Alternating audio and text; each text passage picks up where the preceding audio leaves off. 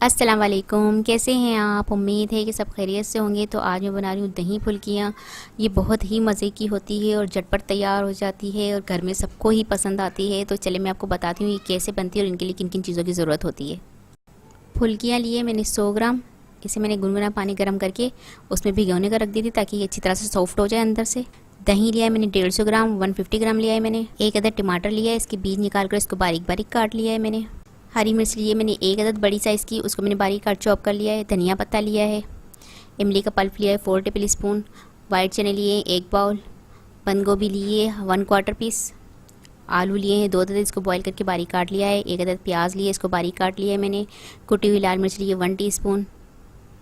नमक लिया है हस्बे जायका। चाट मसाला लिया 1 टीस्पून। चीनी लिए मैंने 1.5 टेबल स्पून। एक बाउल लिया है मैंने, इसमें दही डाल दूँगी। थोड़ा सा दही मैंने बचा कर रख दिया है ऊपर से डालने के लिए।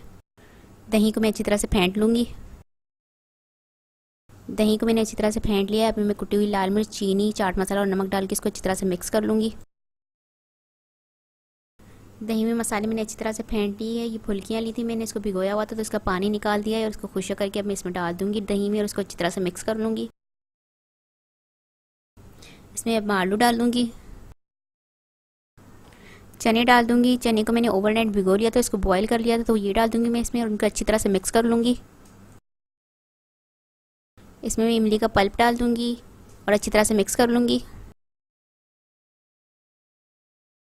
प्याज डाल दूँगी,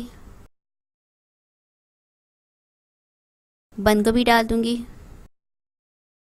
टमाटर और हरी मिर्च डाल दूँगी और इनको मैं मिक्स कर लूँगी।